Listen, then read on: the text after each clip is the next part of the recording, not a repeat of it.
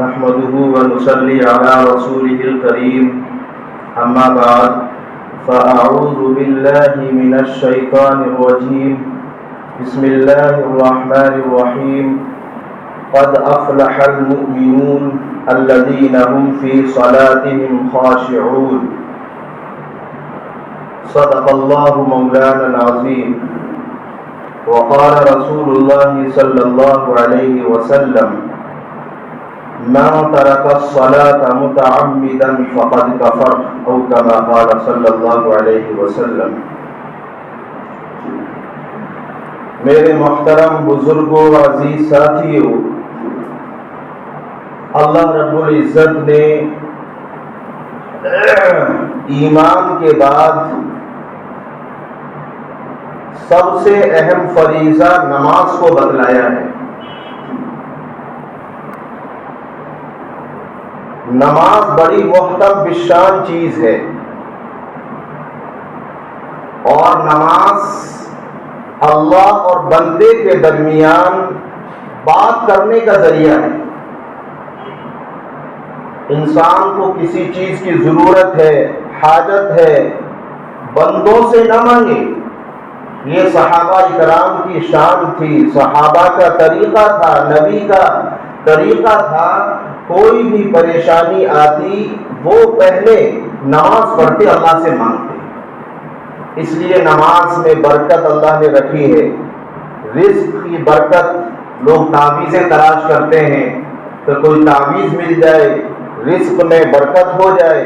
اللہ کے پیارے رسول جناب محمد رسول اللہ صلی اللہ علیہ وسلم نے فرمایا نماز میں برکت ہے۔ ہم اپنی اولادوں کو بٹھا کر پلاننگیں بناتے ہیں، مشورے کرتے ہیں، کون سی جاب میں کتنا پیسہ ملے گا، کس بزنس اور تجارت میں بڑھوتری اور پیسہ ہے، کس سے مالدار بنیں گے۔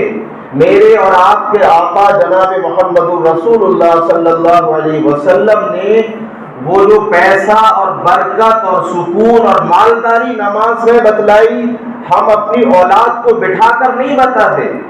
بیٹا ہر چیز نماز کے اندر اللہ نے رکھی ہے۔ اگر ہر ماں باپ یہ اپنے اولاد کو سمجھانے لگے، بتانے لگے، جو بزنس کرنے والے ہیں، نوکری کرنے والے ہیں، کاروبار بھی ہو رہا ہے، نوکری بھی ہو رہی ہے، لیکن نماز نہیں چھوٹ رہی، تو یہ یقین کرو کہ نماز پڑھنے سے روزی کم نہیں ہوگی۔ تو نماز وہ چیز ہے، نماز کی عظمت نکلی تو آج ہم دیکھتے ہیں مسجدیں خالی ہیں۔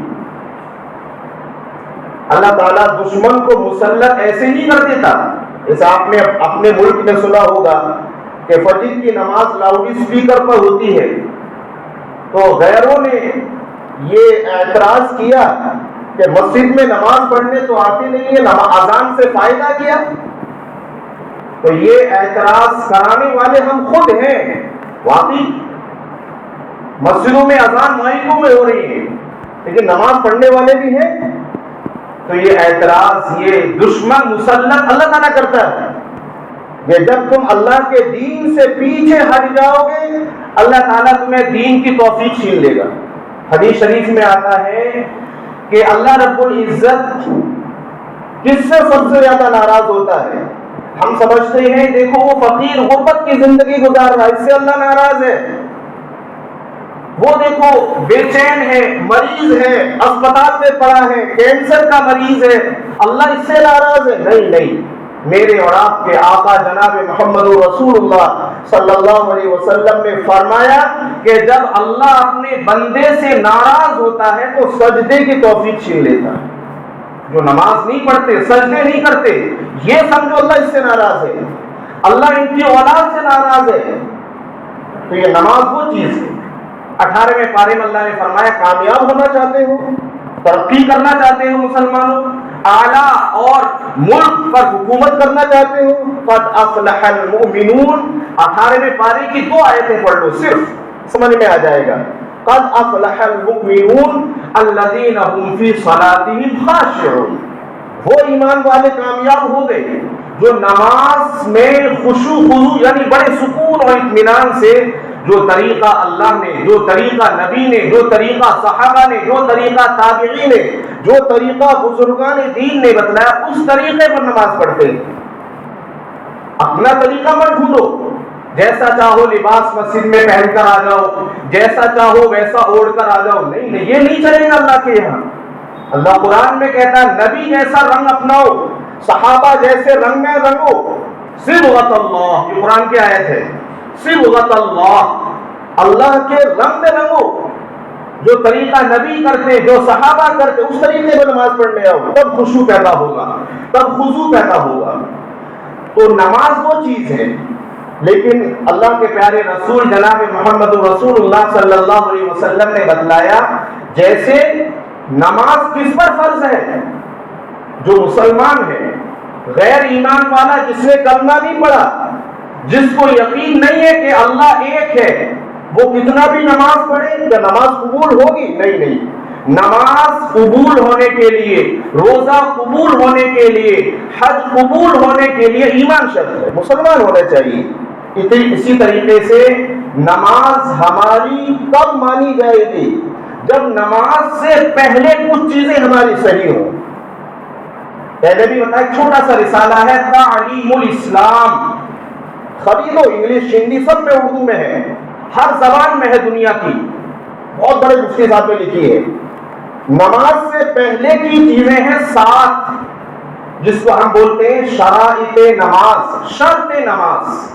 شرط پہلے ہوتی ہے، یاد رکھو، اگر تم یہ کرو گے تو میں 10 روپے دوں گا، تو اگر یہ کرو گے، کرنا یہ پہلی شرط ہے۔ اور بعد والے کو ہم لوگ بولتے ہیں مشروط۔ نماز سے پہلے ہے 7 چیزیں ضروری ہیں، 95% لوگ نہیں جانتے، یقیناً میں کہہ رہا ہوں۔ سب سے پہلے نماز سے پہلے ہے کہ جس جگہ ہم نماز پڑھ رہے ہیں وہ جگہ پاک ہو۔ جنازے کی نماز کتنا پڑھتے ہیں؟ میں جب اعلان کرتا ہوں، جب میں نماز پڑھاتا ہوں، اگر ایسی جگہ ہے جہاں کتے وغیرہ پیشاب کر لیتے ہیں، تو اگر آپ نے شوز میں پیر ڈالے نماز پڑھ لی، دنیا کا کوئی عالم نہیں بتا سکتا کہ آپ کی نماز ہوگی۔ میں تو اعلان کرتا ہوں کہ جس جگہ آپ کھڑے ہیں اس جگہ کا پاک ہونا فرض ہے۔ ہاں، کوئی جگہ قبرستان میں الگ بنا دی جاتی ہے، باقاعدہ اس کی باؤنڈری چھوٹی چھوٹی ہوتی ہے اور حفاظت کرنی چاہیے۔ مسلمان ان چیزوں کی کوئی فکر نہیں کرتے۔ نماز جنازہ پڑھنے کی جگہ ہو، جب چاہے جہاں چاہے کھڑے ہو جاتے ہیں، سڑکوں پر کھڑے ہو گئے اور ٹریفک جام ہو گیا، یہ اسلام نے کہاں بتایا؟ تکلیف دینا کتنا حرام ہے، کعبے کو ڈھانے سے زیادہ حرام ہے کسی بھی بندے کو تکلیف دینا۔ تو ایک جگہ ہو، اگر ہم کھلی جگہ میں نماز پڑھ رہے ہیں تو اس کا طریقہ بتایا گیا، علماء نے بتایا کہ شوز کے یا چپل کے اندر سے پیر نکال کر اس پر کھڑے ہو جاؤ۔ اب آپ نے پیر نکال لیا، اوپر کا عام طور پر جنرلی پاک ہوتا ہے، آپ کی نماز ہو جائے گی، ورنہ نماز جنازہ نہیں ہو، کسی نے بھی پوچھو۔ اسی طریقے سے بعض مسجدوں میں دیکھا گیا کہ جو چادریں بچھی ہوتی ہیں، جو فرش بچھے ہوتے ہیں، ان کو دھونے والا جو دھوبی ہے وہ گندے پانی میں دھوتا ہے۔ میں 95% بتا رہا ہوں، کون ہے جو گھر کے پاک پانی میں دھوئے؟ مسجد کی چادریں صاف ہوتی ہیں، اگر وہ ایک بار بھی گھر کے صاف پانی میں نکال دے گا پاک ہو جائیں گے، لیکن وہاں کو گندے پانی میں، گندے پانی میں نکال رہا ہے۔ اور کتنے لوگ نماز پڑھتے ہیں؟ بعض مسجدوں میں دیکھا گیا کہ باہر سے بنا لی جاتی ہے، وہ جو شادیوں میں ہوتی ہے، جو نیچے شادیوں میں وہ نماز پڑھ رہے لوگ۔ اس لیے علماء نے کہا اگر تمہیں خدشہ لگے کہ مسجد میں یہ چادر پاک نہیں ہے تو اپنی جا نماز لے کر آؤ، اپنا مصلی لے کر آؤ۔ تمہیں پتہ بھی نہیں ہے، آپ نے ساری نماز دعائیں سب کچھ پڑھی، نماز ہی نہیں ہوئی۔ تو سب سے پہلے ہے کہ جگہ پاک ہونی چاہیے، اس کا اہتمام ہمیں سب کو کرنا ہے، سب اس کی فکریں کرنی ہے۔ دوسری چیز، جگہ کے بعد ہمارا کپڑا پاک ہونا چاہیے۔ کپڑے کا بھی وہی مسئلہ ہے، پہلے بھی بتایا تھا، جو حضرات دھوبیوں پر کپڑے دھلواتے ہیں، میں تو نہیں کہہ سکتا یقین سے کہ وہ پاک دھوتے ہیں، یہ بھی مسئلہ ہے۔ 10 کپڑے پاک ہیں آپ کے، گھر میں ایک ناپاک ہے، عورت کے حیض MC کے گندے کپڑے ہیں، یہ اپنا کوئی گندا کپڑا ہے، ایک مکس ہو گیا وہ سارے کپڑوں کو ناپاک کر دے گا۔ اس لیے نماز کے کپڑے خود دھو، ورنہ آپ کو یقین، ہمارے استاد محترم تھے، وہ ہر بار کہتے تھے میرے کپڑوں کو دوسرے کپڑوں میں مکس مت کرنا، اور گندے پانی میں، گڈھے کے پانی میں نہ دھونا۔ گڈھا کتنا بڑا ہو اس کے مسئلے ہیں، وہ کیا جانے مسئلے دھونے والے، کوئی جاننے والے تو ہوتے نہیں۔ اس کے طے ہے کہ کتنا چوڑا ہو، کتنا لمبا ہو، وہ پانی پاک ہوتا ہے۔ عام طور پر چھوٹے گڈھے میں اور سکھا لیا، تو یاد رکھو آپ نے سب کچھ کیا، آپ نے رکوع کیا، سجدہ کیا، لیکن آپ کی نماز نہیں ہوئی، یقیناً نہیں ہوئی۔ تو اہتمام کرو، ہمارے کپڑے جو ہے پاک ہونے چاہیے۔ ہم خود نماز کے کپڑے خود دھوئیں، یا خود دھلوائیں گھر میں، یا جو دھو رہے ہیں سختی سے کہیں بھائی گڈھے گندے پانی میں نہیں دھونا ہے۔ تیسری چیز، بدن کا پاک ہونا، بدن ہمارا پاک ہونا چاہیے۔ نجاست دو طرح کی ہوتی ہے، ایک نجاست بڑی، جیسے بلڈ آپ کا نکلا، یہ بڑی نجاست ہے، 1 روپیے کے بقدر گولائی میں اتنا معاف ہے۔ یا بعض کو بیماری ہوتی ہے، پیشاب کے راستے سے قطرہ آتا ہے، اس کا بھی مسئلہ وہی ہے، اور بہت سارے مسائل ہیں، علماء سے پوچھو، پوچھنے میں شرم نہیں، شرم کرو گے نمازیں نہیں ہوں گی۔ اگر 1 روپیے کے گولائی کے بقدر ہے تو معاف ہے، یعنی معاف کا مطلب یہ ہے کہ نماز ایک دم تیار ہے تو آپ اس میں پڑھ لو، لیکن مکروہ ہوگی کیونکہ نماز ہو جائے گی، اس کے بعد آپ صاف کرو، اس سے زیادہ ہے نماز بالکل نہیں ہوگی۔ تو جگہ پاک ہو، کپڑے پاک ہو، بدن پاک ہو، اور چوتھی چیز ہے سطر کا چھپانا۔ مرد کا سطر اور ہے، عورت کا اور ہے، یعنی نماز کے اندر یہ تو ضروری ہے، مرد کا ہے ناک سے لے کر گھٹنوں تک، مجبوری ہے۔ مان کے چلیے غربت کا دور ہے، اب تو خیر نہیں ہے، پہلے تھا، اتنا غربت کا دور ہے، بس اتنا ہی لنگی ہے اس کے پاس، کوئی کپڑے ہی نہیں ہے، لیکن لنگی سے ناک سے لے کر گھٹنوں تک بدن چھپ سکتے، فرض ہے۔ باقی کرتا پہننا، نبی جیسا لباس، پگڑی، ٹوپی، یہ سب کوئی سنت ہے۔ اگر آپ نے بغیر ٹوپی کی نماز پڑھی تو سنت چھوٹی، نماز مکروہ ہوگی، نماز ہو جائے گی۔ یاد رکھو، لوگ لڑتے ہیں نماز نہیں ہوئی گا، بھائی کون بنے گا، نماز تو ہو گئی لیکن خلاف سنت ہے، نبی کے خلاف پڑھی مکروہ ہوگی۔ اور عورت کا سطر ہے پورا، سوائے ہتھیلی اور دونوں پیروں کے اور چہرے کے۔ اگر عورت نماز پڑھ رہی ہے، اس کے بال کھل گئے، نماز نہیں ہوگی۔ بعض جگہ دیکھا گیا بال کھلے اور عورت نماز پڑھی، نماز نہیں ہوگی۔ اور پانچویں چیز ہے قبلہ رخ ہونا۔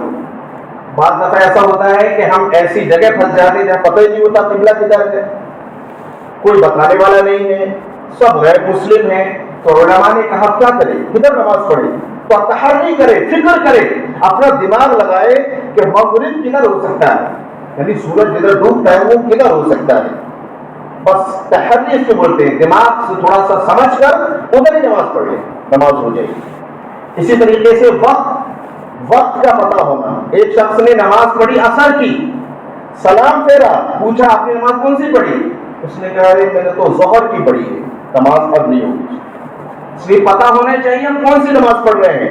اور آخر ساتویں چیز ہے نیت، تو یہ نماز کے باہر کی چیز ہے، ساتھ اس کو بولتے ہیں شرائط نماز۔ یہ تو بنیادی چیز ہے ہم سب کی، ہم سب کو ایسے یاد ہونا چاہیے جیسے چھوٹے بچے کو جب وہ فرسٹ میں چلا جاتا ہے ABCD یاد ہوتا ہے۔ لیکن افسوس ہے ہم لوگوں کا کہ ہمیں پاکی اور ناپاکی، حلال اور حرام کی موٹی موٹی چیزیں ہم نہیں پڑھتے ہیں۔ موبائل ہم چلاتے ہیں، اگر موبائل میں بھی دیکھ لیں تو انشاءاللہ بہت علم حاصل ہو جائے گا۔ اللہ تعالیٰ عمل کی توفیق۔